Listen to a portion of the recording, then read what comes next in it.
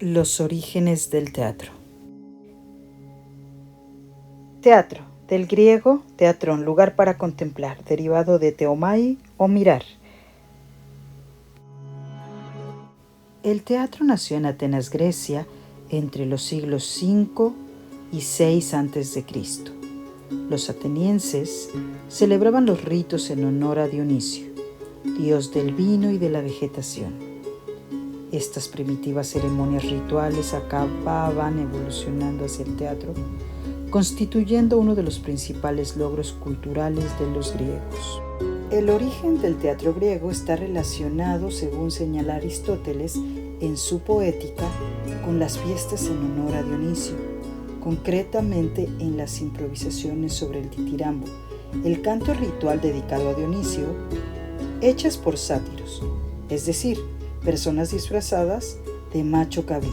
Este grupo de sátiros, que constituye el germen del coro, representaba un mito mediante danzas y cantos de poemas populares que en algún momento uno de esos actores se separaba del coro o interpela o responde al resto, produciéndose así el diálogo. Tradicionalmente suele atribuirse a Tespis de Icaria la creación del teatro griego a finales del siglo VI a.C. bajo el mandato de Pisístrato. Las representaciones dramáticas en Atenas eran acontecimientos de gran importancia social.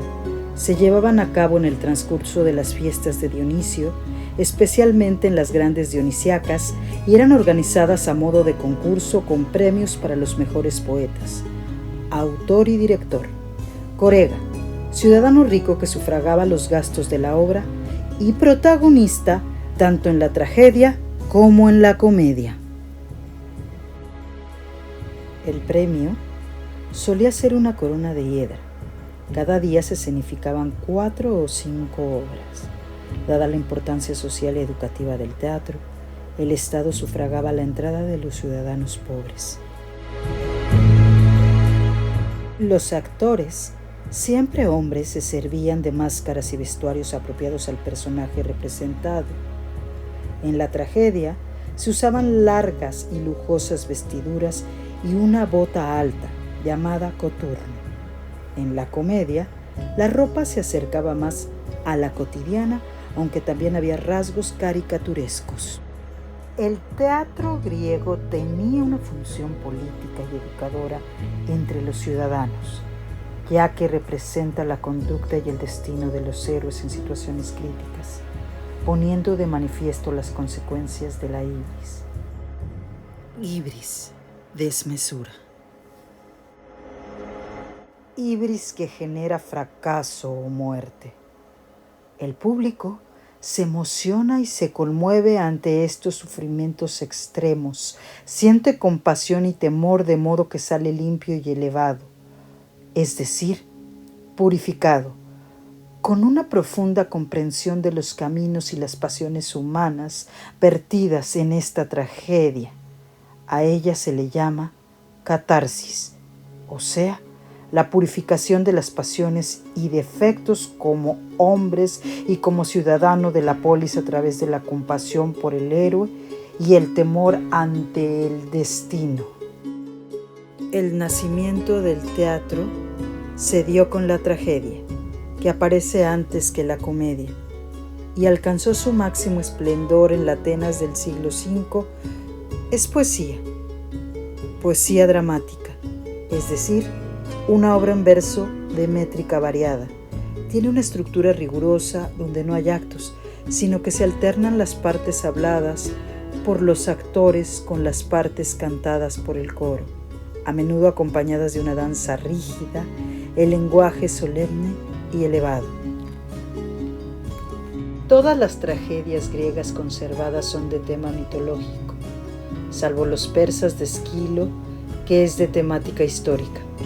Todas representan un problema angustioso de la comunidad, problema político, que es representado por el coro, y quedando al final la solución, que trae consigo la ruina y la muerte del héroe.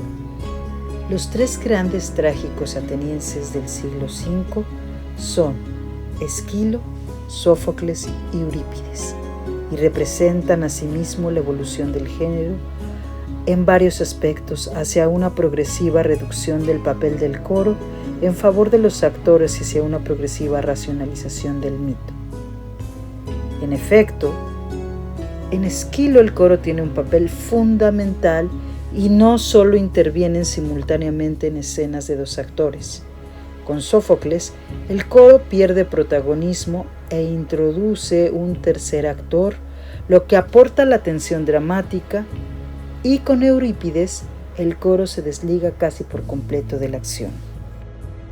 La comedia aparece en Atenas un poco más tarde que la tragedia, y lo mismo que ésta se representaba en las fiestas de Dionisos, las comedias más antiguas que se conservan datan del siglo V a.C.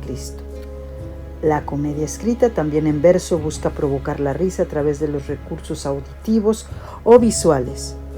La estructura es similar a la tragedia, aunque se introduce un elemento nuevo, la parábrasis. ¿Pero qué es la parábrasis? Es una interpretación directa al público por parte del coro que, rompiendo la ficción escénica, se dirige al público para pedir su favor, es decir, como una cuarta pared. También en este género teatral hay una importante evolución. Cabe distinguir entre comedia antigua, media y nueva. El máximo representante de la comedia antigua es Aristófanes, con las obras como Lisístrata, Las nubes, Las aves o La paz. La comedia antigua es la que se escribió y se representó en el siglo V a.C. Se trata de comedias de tema político. La acción gira en torno a un problema de la polis, como la guerra, educación, gobierno, en el que el héroe cómico resolverá felizmente con un plan a menudo inverosímil o descabellado. En ella caben personajes y coros realistas y fantásticos. En la comedia media y nueva se desarrolla en el siglo IV a.C. En ella desaparece el coro y todo interés por los asuntos políticos o filosóficos. Se escriben comedias de costumbres y mitológicas, generalmente con intriga amorosa que terminan bien a pesar de los obstáculos, protagonizadas por los personajes tipos como el soldado, el fanfarrón, la prostituta, el parásito, la doncella. Su máximo representante es Menandro, autor que influyó mucho en la comedia latina de Plauto y Terencio. En cuanto a la tragedia, se percibe una evolución en concepción del mito y del ser humano. Eurípides tiene una perspectiva religiosa, pues en sus tragedias el héroe alcanza el perdón de Zeus, Dios justo y superior a través del sufrimiento. Sófocles se aleja de la interpretación religiosa y presenta al héroe como un ser débil e inferior a los dioses que se enfrenta a su destino y pierde. Eurípides es el menos religioso. Él representa a los dioses y héroes más humanizados, con dudas y temores que son arrastrados a la ruina por pasiones humanas como el amor. Esquilo compuso sus obras en forma de trilogías, 3 tragedias que versan sobre un asunto único, pero Sófocles y Eurípides escriben piezas independientes. Se han conservado pocas obras de las muchas que se escribieron, solo 7 obras de Esquilo, 7 de Sófocles y 16 de Eurípides. Los persas, los 7 contra Tebas o las suplicantes pertenecen a Esquilo, Antígona, Edipo rey, Edipo en Colofón, a Sófocles y Medea, Hipólito o las vacantes de Eurípides.